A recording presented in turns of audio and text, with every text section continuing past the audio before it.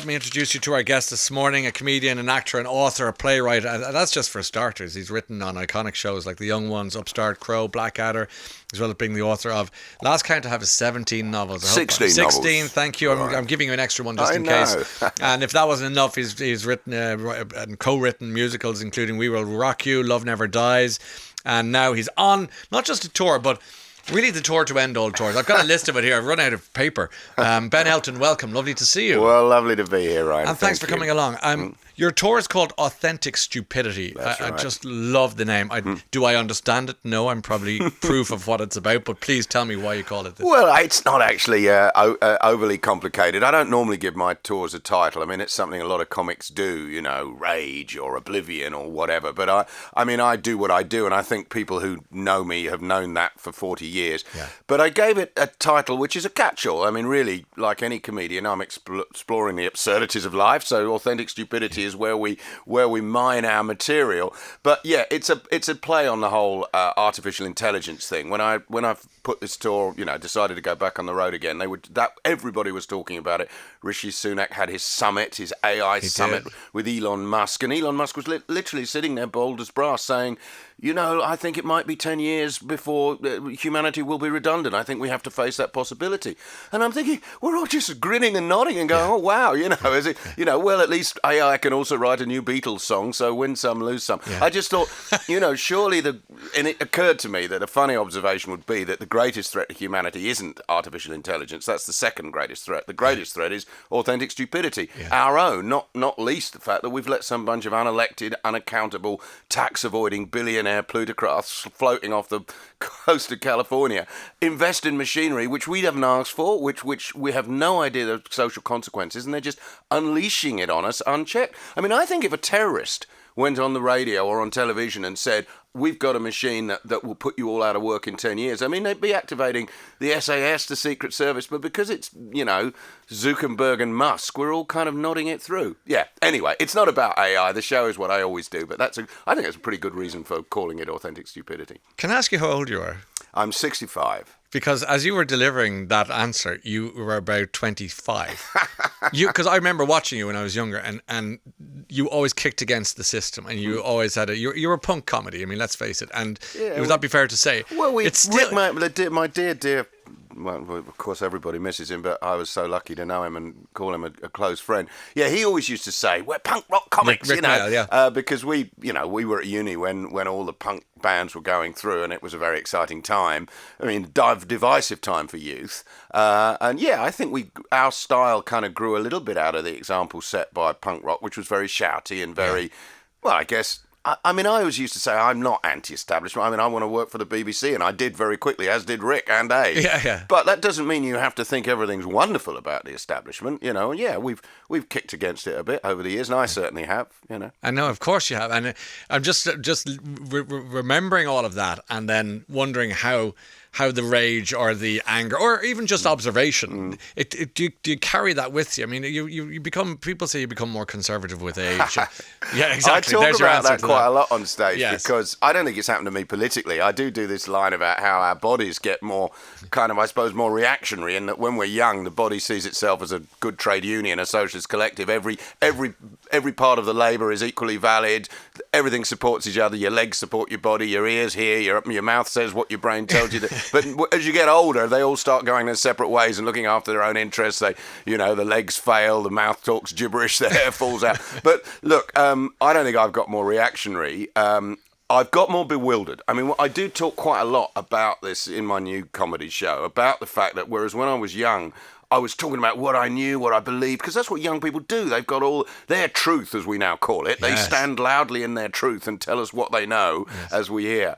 And that was what I did. But now I'm old. I'm kind of the one who's trying to catch up with all the identity politics, the gender politics, so many really kind of confronting and extraordinary new ideas that I wasn't anticipating, you know, to be dealing with in comedy in later life. It's an exciting time to be an old comic, I think. That's an interesting way of putting it, an old comic, because when you think, there was an expression once upon a time being right on. Yeah, that was us. Yeah, okay. Right on, matey boy. That's probably woke now. If that's I'm seen as a bit of a, a lot of people blame me for wokeness. They say that, I used to get blamed as the sort of godfather of PC, or we used to call woke politically correct. And I always said, I wasn't against sex in comedy or titillation. I was against sexism in comedy. And that was, because I was always accused, oh, you're taking the fun out of it or what, as if I could. I was a 21-year-old ex-student. But, me and a few others had a sort of influence for a little while with that thing called alternative comedy. Yeah. But I always say about these new ideas, if you want to know anything we used to call it political correctness gone mad. And I'd say, well, they used to say that about female suffrage and abolition of slavery. At one point, they were all political correctness gone mad, and so I guess you have to let ideas settle a little bit. I mean, some of the new ideas are quite, I find them quite confronting, but I unpack that, as young people say. I lean into it. Here we go. You've got the language completely. I got three Gen Zers at home. Well, they're not at home at the moment, to their great credit. They've left, but they may well be back. But they teach you. Yeah, they may well be back for room because they can't get on the property ladder. But they teach you the language. Well, I mean, I think like all young people, I like to take an interest. I like to keep an eye on, like all older people, I mean. But I'm very well aware that I'm now catching up. I'm now processing ideas that I wasn't at the forefront of. When you're young, and I'm not saying that just me, everybody, when young people are at the kind of cutting edge of the change. That's their job. And it's kind of the job of older people to kind of be a bit bewildered and have to try and catch up. And as I say, I lean into that quite considerably, and it's going very well. One thing I wanted to ask about, did you fill in for Terry Wogan for a week? I did. Can you tell me about that? Well, it was, I was very young, amazing. I just sort of suddenly became famous overnight doing Saturday Live as the host. And all sorts of opportunities popped up, and I grabbed them. So yeah, I did 2 weeks actually, I think. Did you? As Terry, and I tried to sort of put my stamp. I said, besides celebrities, I said, actually, this is, talk about, people not being seen on TV. And I think one of the great developments now is that we do see people who for instance, people with disabilities are now, we're much more used to them. So hopefully kids in schools no longer feel so othered, another of our modern words. Yes. And I did that on Wogan nearly 40 years ago. I had because I've been involved with Scope, the great campaign charity for disabled people, and I interviewed. Harry came on. He had a friend who had cerebral palsy, and Harry Enfield came on, and we all had a chat together. So I did a few kind of interesting things. I tried to get like the editor of the Sun. Remember Kelvin Mackenzie? Yeah, Mackenzie, but he just sent a very brief and rather rude, like I won't say what. Yeah. Yeah, it was fun, but I can't be Terry. I mean, I remember my mum saying to me, Benji, you're going to have to learn to listen. And that's not quite fair. I can listen, but I do talk a lot. And I find in the long run I prefer being interviewed to interviewing. Well, I only did it once. Well, let me just tell you, you're a gift to interview. Because I could have stayed at home, and I say that's a compliment. But when you think of Blackadder, which you're involved in the writing of, and the young ones, I want to talk about Blackadder for a second as a history guy, to bring comedy to, if somebody was pitching a medieval comedy, and then of course the various eras of it, I'm sure it would probably get laughed at now. I'm not sure, but why did Blackadder explode? Why did it become such a thing? I don't know whether it would get laughed at. There's quite a lot of sort of roistering alternative history going on. Chaos like at the moment. Great, The Great, which is about Catherine the Great, with one of the Elle Fanning, I think. I think, I came in, I didn't do the medieval one. I co-wrote Blackadder 2, 3 and 4 with Richard Curtis, and we changed it a lot, and it was a sort of different show, but I was always loved the idea of a historical sitcom, because history's my love. I've always read, that's what I read for recreation most of the time. I read history books. Yes. And I asked you off air, what are you reading? You said, I always read history. And that's true. I mean, I occasionally read novels, but it was I think what was connected, obviously, was I hope the writing was fun. We certainly invented a sort of language which entered the language. I mean, people still talk Blackadder speak. You're as small as a very small thing that's won a prize for being small, sort of thing. And of course, the brilliant performances. Yeah. I mean, it was rather a wonderful, because it was almost like script and cast. We knew who we were writing for. I mean, obviously, Melchett was written for Stephen, and Richard and I knew what he was going to do.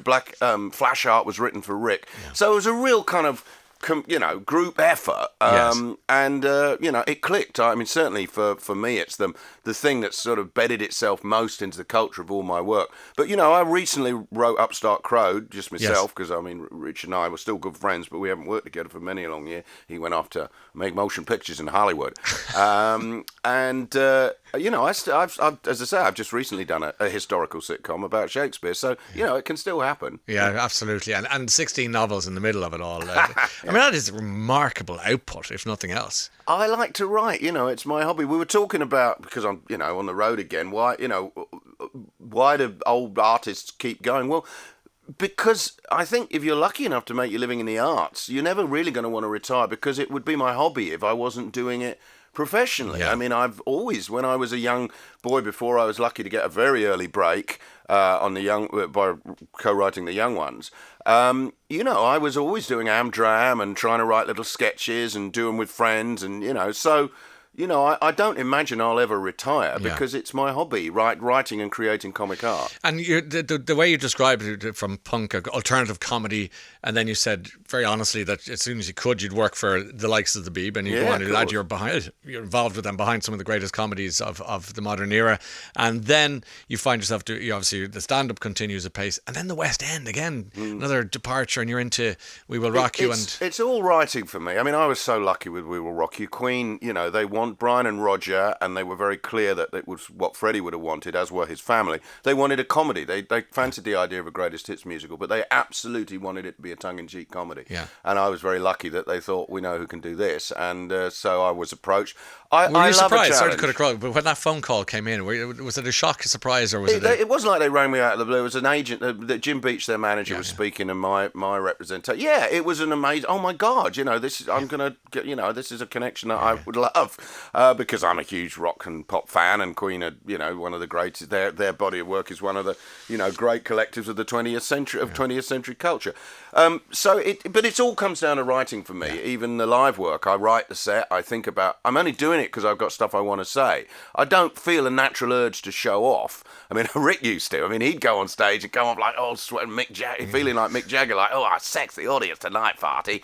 But I never feel that. I go on because I got stuff to say, and it's a big effort of concentration. I am looking forward to coming to see you, because you're going to be on the West End in London for a week, very exciting as well as you're all over the place, including at Dublin and the Olympia, 3 Olympia, but also all over the UK and beyond. Yeah, we've added 40 new dates. I say we, it's me. People talk about we when I've added, my agent promote. Well, I've added 40 new dates. I'm touring all through the autumn. I've got about 100 regional dates all in all, and very excitingly, a week in the West End at the Duke of York's Theatre in January. And that, for a theatre lovey like me, who grew up as a amateur dram in all sorts of Peter Pan and Oliver and all sorts, to be on the stage in the West End as a solo artist is pretty special. Congratulations. Listen, what a pleasure it's been to see you. Thanks for being with us today. Thank you so much.